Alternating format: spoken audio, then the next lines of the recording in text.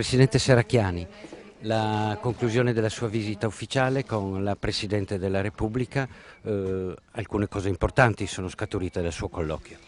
Devo dire di sì, una visita istituzionale davvero importante, una 2 giorni impegnativa ma che vede davvero coinvolta in prima linea la Regione Friuli Venezia Giulia sulla macroregione Adriatico-Ionica e sul piano operativo dell'Italia-Croazia. Devo dire che la Presidente della Repubblica si è dimostrata estremamente attenta a queste nostre dinamiche bilaterali e convinta che possano essere davvero utili per i nostri due paesi, stringere le nostre relazioni su alcuni temi concreti come può essere l'Alto Adriatico e la pesca, l'energia, i trasporti e il sistema dell'innovazione e della ricerca, che sono proprio gli assi sui quali la Regione sta lavorando.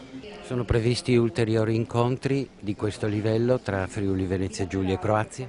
Sì, abbiamo ormai avviato questi rapporti bilaterali e quindi confidiamo che nei prossimi mesi riusciremo a concretizzare questo nostro incontro con alcuni progetti concreti. Ovviamente è stata anche l'occasione per invitare la Presidente a Trieste e auspico che raccolga l'invito positivamente quanto prima.